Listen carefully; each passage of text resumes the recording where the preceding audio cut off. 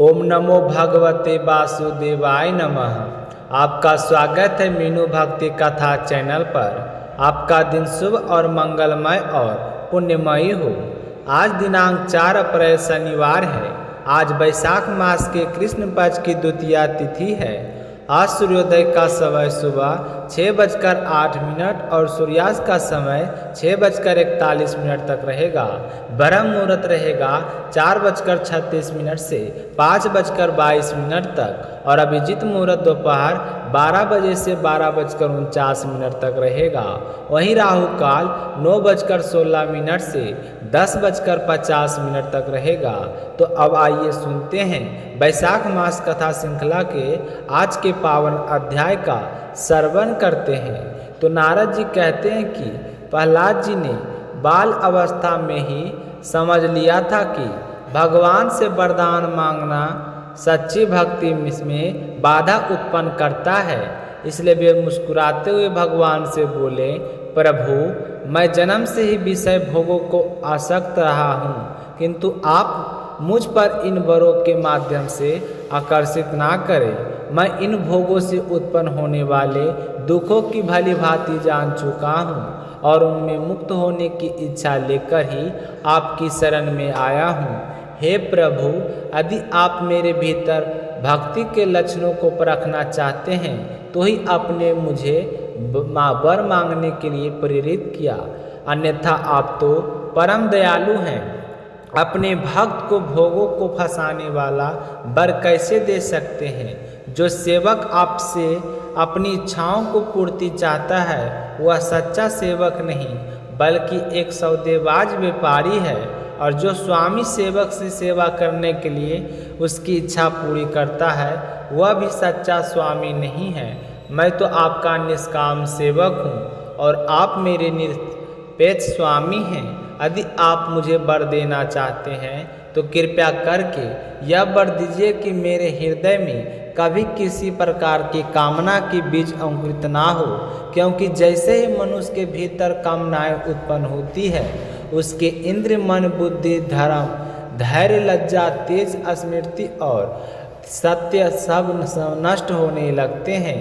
हे कमल नयन, जब मनुष्य अपने मन की सभी इच्छाओं का त्याग कर देता है तो उसी क्षण वह भगवत स्वरूप को प्राप्त कर लेता है। तो प्रहलाद जी के इन वचनों को सुनकर भगवान नरसिंह प्रसन्न हुए और बोले, हे प्रहलाद, तुम्हारे जैसे मेरे अनन्य भक्त इस लोक या परलोक में किसी भी वस्तु की कामना नहीं करते, फिर भी मेरी प्रसन्नता के लिए तुम मानवंतर तक इस लोक में दैत्यराज के रूप में राज करते हुए भोगों का अनुभव करो।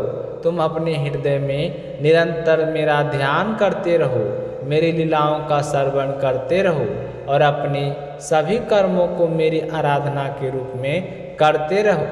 इस प्रकार तुम अपने पारबंध कर्मों का क्षय कर दोगे और अंततः सभी बंधनों से मुक्त होकर मेरे धाम को प्राप्त हो जाओगे। जो मनुष्य तुम्हारी इस स्तुति का कीर्तन करेगा और तुम्हारा तथा मेरा स्मरण करेगा वह भी कर्म बंधन से मुक्त हो जाएगा। तब प्रहलाद जी ने पुनः कहा, हे प्रभु, आप वरदाताओं को स्वामी हैं। मैं आपसे एक और वर मांगता हूँ। मेरे पिता ने आपके दिव्य स्वरूप को पहचानकर आपकी निंदा की थी।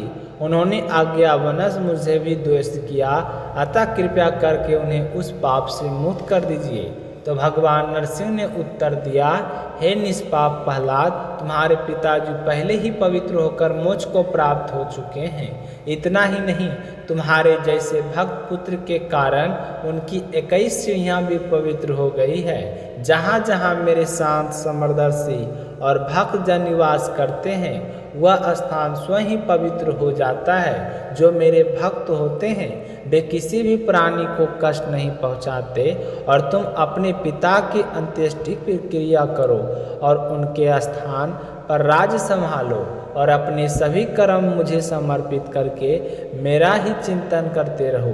तो नारद जी आगे कहते हैं कि भगवान की आज्ञा के अनुसार प्रहलाद जी ने अपने पिता की अंत्येष्टि क्रिया संपन्न की। इसके बाद ब्राह्मणों और ऋषियों ने उनका राज्याभिषेक किया उसी समय ब्रह्मा जी देवताओं और ऋषियों के साथ वहां पहुँचे और भगवान नरसिंह की स्तुति करते हुए बोले, हे प्रभु, आपने इस अत्याचारी दैत्य पर संहार करके संसार को भयमुक्त किया। यह मेरा दिया हुआ वर पाकर अहंकारी हो गया था और उसने वेदों के नियमों को नष्ट किया था। यह आपका महान उपकार है कि आपने इसके पुत्र प्रहलाद को बचाया और उसे अपनी शरण लिया।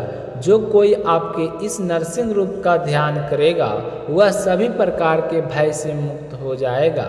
तब भगवान नरसिंह बोले कि हे ब्रह्मा, भविष्य में ऐसे क्रूर स्वभाव वाले दैत्यों को इस प्रकार के वरदान ना दिया करें, क्योंकि यह सर्प को दूध पिलाने के समान है। इतना कहकर भगवान नरसिंह अंतर ध्यान हो गए और सभी के लिए अदृश्य हो गए। इसी के साथ आज का यह पावन अध्याय समाप्त होता है। तो प्रेम से बोलिए विष्णु भगवान की जय हो, नरसिंह भगवान की जय हो, समस्त देवी देवताओं की जय हो। अगले अध्याय की कथा हम कल सुनेंगे। तब तक के लिए भगवान श्री हरि विष्णु का नाम जपते रहिए और अपने जीवन को पवित्र बनाते रहिए। हरि बोलिए। ओम नमः शिवाय। गणेश भगवान की जय हो।